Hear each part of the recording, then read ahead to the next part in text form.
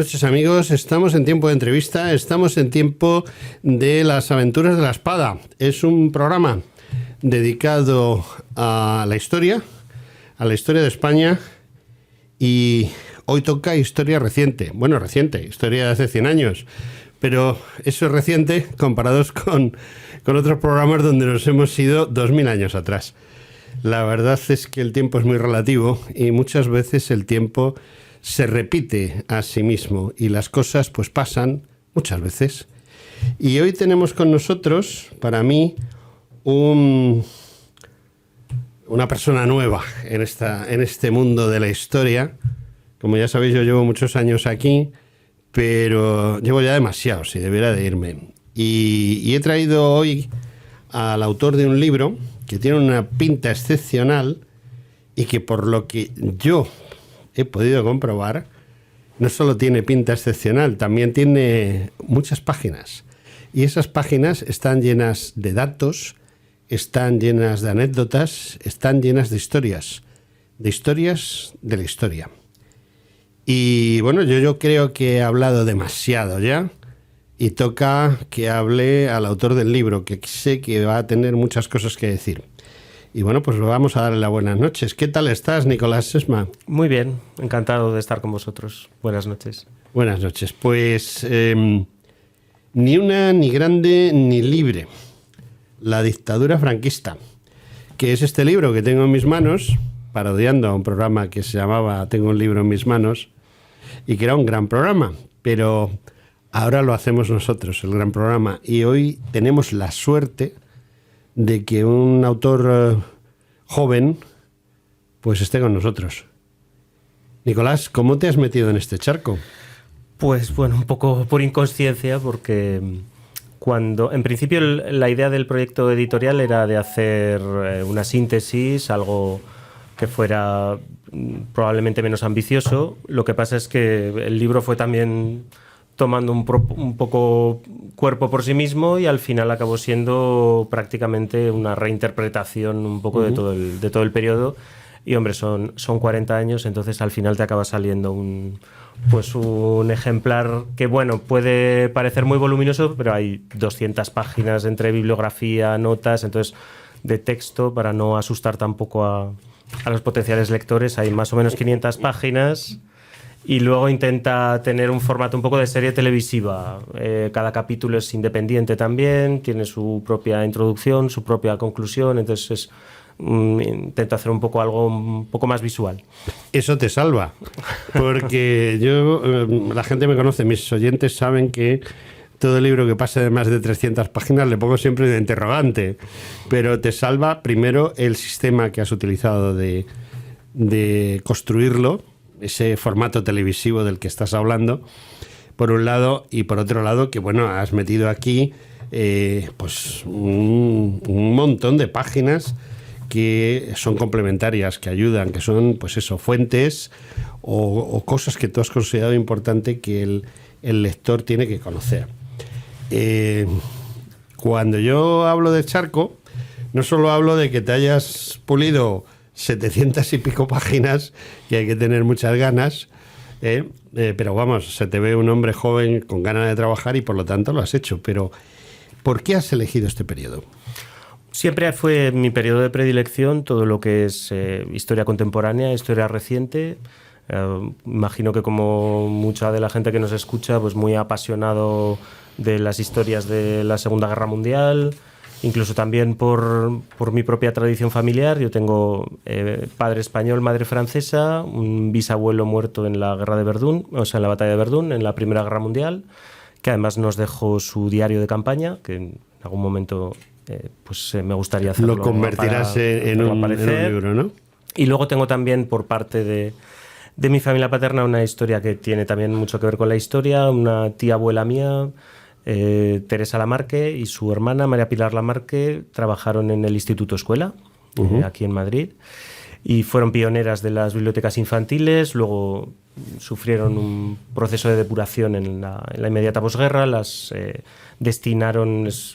cambiaron de destino forzoso. Otra parte de la familia paterna, mi abuelo luchó en el bando franquista en la guerra. Entonces, bueno, siempre de alguna manera de esa tradición familiar viene también. Mi madre es de Normandía, apenas a unos kilómetros de las playas del Desembarco, entonces bueno, la historia es verdad que me rodeaba también por todas partes, así que yo tenía claro que este era el periodo que yo quería estudiar. Este es el periodo que tú querías estudiar porque además precisamente el inicio de este periodo con Franco coincide con esa Segunda Guerra Mundial y con esas playas de Normandía, ¿no? En muchos sentidos sí, esa era un poco también la propia estrategia del último gobierno republicano. Se veía que, digamos, un conflicto a nivel continental ya podía estar cercano a estallar y, bueno, de hecho la guerra en España acaba en abril del 39 y apenas unos meses después, en septiembre, pues comienza la Segunda Guerra Mundial. Comienza la Segunda Guerra Mundial, pero bueno, ese gobierno republicano tenía esa impresión, pero sin embargo, si estudias un poco la historia europea, te das cuenta de que por ejemplo, hay muchos movimientos políticos, diplomáticos por parte del eje, por parte tanto de Alemania como de Italia, y Francia e Inglaterra están entrando a por uvas siempre están cediendo y cediendo. Del señor Chamberlain, famoso político y muy poco diplomático. Era muy diplomático y por eso digo muy poco, porque se las colaban todas. No veía yo tan claro, no vería yo tan claro esa Segunda Guerra Mundial desde España, o sí, o era más querer que poder. Probablemente era más querer que poder, porque lo que era la doctrina dominante en Reino Unido y en Francia era la política de apaciguamiento, que se llevó por delante algunas pequeñas democracias del periodo de entreguerras, se lleva por delante por el pacto de no intervención en buena medida al gobierno republicano y se lleva también por delante a la pequeña democracia checoslovaca. Así que en muchos sentidos las grandes democracias, que no olvidemos que también son democracias imperiales, tienen sus propios imperios coloniales, su lógica es mucho más global que simplemente el continente europeo. Pues para ellos lo que sucede en España, lo que más les interesa es que no haya una escalada que les lleve a esa temida guerra europea, que finalmente acaba sucediendo en cualquier caso. Tratar de apaciguar a los dictadores no suele tener buenos resultados, porque ellos siempre lo interpretan como un síntoma de debilidad. Efectivamente, en eso estoy de acuerdo contigo. Oye, hay una cosa que me llama la atención, y es que no empiezas en octubre del 36, sino en abril del 39, cuando Franco... En julio del 36 Franco no es nadie, porque realmente él se apunta a esa guerra civil en el último minuto y casi por quedar bien. O sea, no lo tenía nada claro. Se apunta, como es el más joven de los generales, le eligen para que sea... Porque eso y sus movimientos, lógicamente.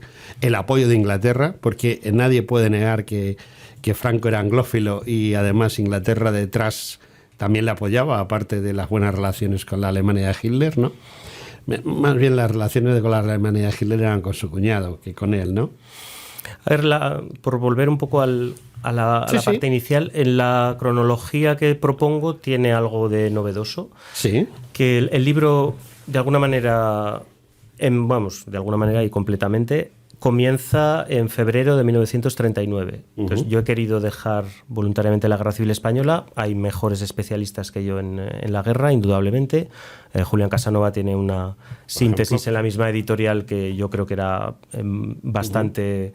Con hacer referencia a ella era suficiente. Y también porque en la Guerra Civil hay un objetivo final, que es la victoria incondicional. Sí. Todas las diferencias internas que pueda haber quedan supeditadas a la consecución de ese objetivo. Cuando en febrero del año 39 ya es muy evidente que el bando franquista va a ganar la guerra, después de la conquista de Barcelona, lo que se produce es para mí un movimiento que ya no tiene vuelta atrás, que es el reconocimiento diplomático del gobierno franquista como el representante de España ante la comunidad internacional, que dan al mismo tiempo Gran Bretaña y Francia. Sí, eso sí, ese reconocimiento diplomático, hasta entonces la España franquista solo está reconocida por Alemania, por Italia, por el Vaticano, que se toma también su tiempo antes de hacerlo, y alguna república latinoamericana, Guatemala, El Salvador, pero le falta ese reconocimiento por parte de las grandes potencias. En febrero del año 39, que es cuando empieza mi estudio, se produce ese reconocimiento, y ese reconocimiento no tiene nunca vuelta atrás. Ni siquiera en los peores momentos del aislamiento después de la Segunda Guerra Mundial se deja de reconocer, deja de existir ese reconocimiento diplomático. Y eso es lo que hace que el estudio comience en febrero del año 39. Incluso el propio Manuel Azaña, en su dimisión como presidente de la República, el factor que lo motiva, y así se lo transmite por carta a la presidencia de las Cortes Republicanas, es que ya no cuenta con la legitimación que le da la representación internacional. Y más que por la segunda parte de la cuestión, Serrano Suñer es muy cercano a los parámetros de la Italia fascista. Él se ha formado en Italia, en el Real Colegio Español de Bolonia, él es un bolonio, que una buena parte de la clase política inicial del régimen son también veteranos de la Escuela Española de Bolonia. Alfonso García Valdecasas, que es otro de los fundadores de Falange Española, al que se suele olvidar. Son todos veteranos de esa escuela y de un poco de esa tradición. Franco es la parte que discuto también en el libro. Siempre se ha considerado que es mucho más cercano su modelo de sistema a Italia, sin embargo tiene muchas similitudes con Alemania. A Hitler le preocupa cuando muere el Hindenburg como jefe del Estado. Uno de sus primeros movimientos es unir la jefatura del gobierno y la jefatura del Estado. Y Franco es lo mismo que hace. Une la jefatura del gobierno y la jefatura del Estado. Y hay otros aspectos de su sistema que están más directamente inspirados en Alemania que en Italia. La división, por ejemplo, del ejército en 3 ministerios distintos. Ejército de tierra, la marina y ejército del aire es un movimiento que se hace también, lo hace Hitler, para que no exista un polo alternativo de poder, para que no haya ningún militar que acumule suficiente prestigio y carisma como para poder hacerle sombra. Entonces sí que hay una cierta reevaluación del grado de inspiración que Franco tiene por parte de la Alemania nazi. Bueno, la verdad es que tienes muy claro lo que estás diciendo, ¿eh? O sea, no siempre los autores hablan con esa seguridad y tú tienes esa seguridad y además, te voy a decir, estoy totalmente de acuerdo con lo que tú me estás contando. Hay un tema muy importante y es que, digamos que yo dividiría esa dictadura franquista en cuatro fases. No sé si estás de acuerdo. Esa fase de la Primera Guerra Mundial, desde el inicio hasta el final, incluso dentro de la propia, esos 4 o 5 años de la Guerra Mundial, hay fases muy, muy polarizadas, muy concretas. Luego, ese desastre, porque en parte es un desastre, el que se retiren los embajadores, el que se haga un boicot internacional, que no es tan boicot, que es un boicot que, bueno, entre comillas, la fase de una recuperación económica de después y luego ya el expansionismo de los años 65 al 75, ¿no? ¿Eso es como tú lo planteas o planteas la dictadura franquista dentro de otro esquema muy diferente? El esquema clásico, que suele ser diferenciar primer franquismo y segundo franquismo, con 1959 y el plan de estabilización un poco como parteaguas, a mí me parece una explicación un poco a posteriori. A mí me ha gustado ver la dictadura un poco más como todo el conjunto. Porque ¿un conjunto que evoluciona? Sí, cambia, pero cambia dentro de una misma lógica, dentro de una misma estrategia. Es curioso porque la dictadura franquista, que siempre hizo un poco apología del orgullo nacional y el discurso del orgullosamente solos, en realidad cambia mucho en función del contexto internacional. Entonces siempre sus lógicas represivas siguen un poco la misma lógica, pero siempre adaptada a la reacción que se va a encontrar en el extranjero. Su lógica desde el punto de vista diplomático sigue mucho también las distintas oleadas y se va subiendo un poco a las distintas opciones. Entonces, dentro de una lógica que a partir del año 45 es mucho de pura supervivencia, puro de regencia vitalicia de Franco como jefe del Estado, él se adapta, pero su objetivo principal sigue siendo la supervivencia. Y la lógica administrativa es bastante parecida. Lo que pasa es que, claro, el grado de contestación que encuentra tampoco es el mismo. Y luego hay un aspecto de la naturaleza de la dictadura que es la propia indefinición. Es un régimen ambiguo por naturaleza. Si quisiéramos encontrar una ley en la que se establezca, por ejemplo, cuál es la ordenación territorial de España durante la dictadura, no la vamos a encontrar, porque parece que con la supresión un poco de la España liberal vamos a ir a un régimen completamente centralizado. Y es así, pero no es así en parte, porque el concierto económico y algunas de del sistema foral se mantienen en Álava y en Navarra. Se suspenden en Vizcaya y en Guipúzcoa, pero en Álava y Navarra, por motivos obvios, bueno, el grado de adhesión al golpe de Estado en el 36 se mantiene buena parte del sistema foral, lo cual es lógico porque la mayor parte de los ministros de Justicia de Franco son carlistas. Esteban Bilbao, Iturmendi, el conde de Rodezno, Antonio María de Oriol, es digamos como la cuota de poder, son los carlistas. Entonces, ¿cuál es la ordenación del territorio? Silencio radio. ¿Cuál es la política lingüística? Porque también se ha dicho a veces, no vamos a encontrar una ley que determine una prohibición, por ejemplo, de las lenguas, de hecho, se usaban, de las lenguas estatales. Te puedo dar fe de que se usaban. Se utilizaban, lo que pasa es que también hay que comprender cuál es la lógica del régimen. Es mejor hacerlas desaparecer del escenario público, hacerlas desaparecer, por supuesto, de la enseñanza y después utilizarlas un poco con cuentagotas. Para el referéndum del año 47, el de la ley de sucesión para la jefatura del Estado, por ejemplo, se imprimen octavillas en euskera, para gran enfado del Partido Nacionalista Vasco. En la campaña de los 25 años de paz, los carteles se hacen en gallego, en euskera, en catalán y también en castellano. Entonces, no hay una lógica, hay una ambigüedad deliberada que permite tener más o menos cintura en función de cuáles sean los intereses del momento. Mi pregunta es, ¿puede ser que todo esto esté relacionado con esa famosa frase de Franco que nunca pronunció, es la de no te metas en política?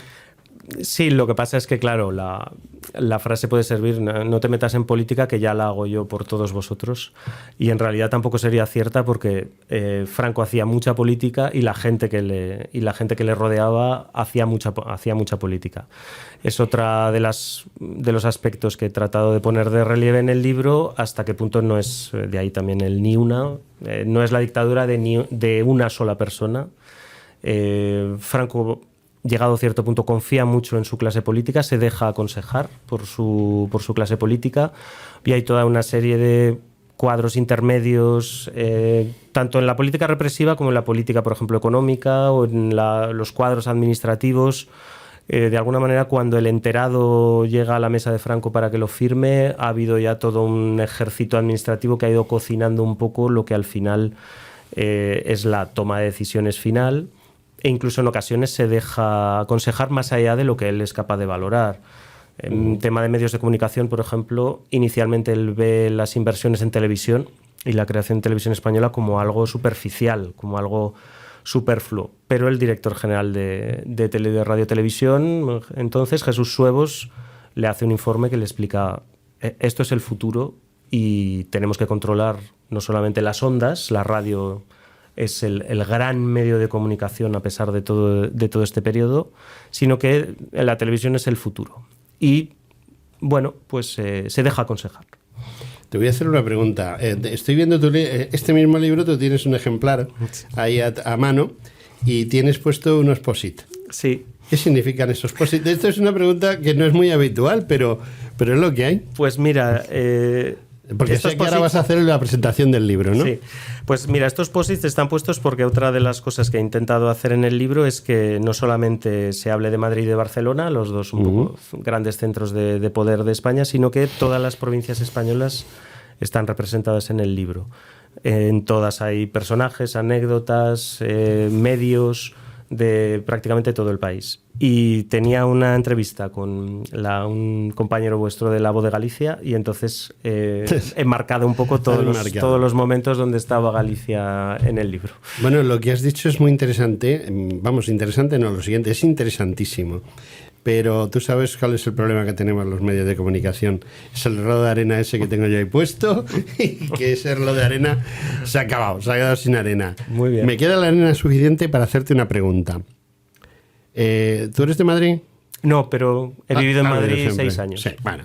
Pero sabes dónde están las cosas. Había una librería que a lo mejor recuerdas, la librería San Martín. Mataron a Canalejas enfrente. Era una librería que bajabas por la calle Carretas y desembocabas en la Puerta del Sol y estaba a mano derecha. Uh-huh. Y entonces era una librería que se dedicaba a esto, a geografía, economía, prácticamente, o sea, historia, geografía, economía, alguna cosilla más. Vamos, no fueses a buscar una novela allí. Y entonces, pues, yo bajo por la calle Carretas, llego a la Puerta del Sol, giro, está allí la librería, ya no está, ahora hay una cosa de estas modernas. No vamos a entrar en ese tema. Y bueno, miro el escaparate con cuidado de que no aparezca una moto o se bajen 3 anarquistas y me maten, pero bueno, lo hago con cuidado. Y veo en el escaparate este libro. Y ahora viene la pregunta de examen. ¿Por qué entro en la librería y compro el libro? Porque vas a tener una visión actualizada y de una nueva generación y para una nueva generación sobre la época de la dictadura. Bueno, pues creo que la explicación es perfecta. Querido amigo, sé que vas a hacer más libros, ¿verdad? Bueno, es la intención, pero las circunstancias, como decía Ortega, sí. Uno es uno mismo y su circunstancia. Bueno, pues Nicolás Sesman y Una grande y libre. Bueno, no sé cómo se va a llamar el siguiente, pero antes de que lo presentes, vienes. De acuerdo. No sé si a esta emisora o a otra, creo que a esta emisora, porque creo que esto es un proyecto de futuro, aunque estamos empezando ahora, pero estoy seguro de que vas a venir otra vez y en esa te voy a hacer una entrevista más larga. Además, sacar el hacha. Venga, te tomo la palabra. Bueno, pues nada, decir únicamente que este libro de Nicolás Sesman, ni una grande, ni grande, ni libre, pues a mí personalmente me ha convencido. Leerlo, ya saben ustedes que yo no dispongo de mucho tiempo y como ya el autor me ha avanzado y luego mi señora esposa tiene el detalle de leer los libros que yo le llevo, pues entonces ya estupendo, o sea, ya me lo contarán. Pero es un tema súper interesante y entiendo que a todo el que le guste la historia de España tiene que leerlo. Es mi opinión. Luego ya ustedes lo que crean conveniente. Amigos, hasta el próximo fin de semana.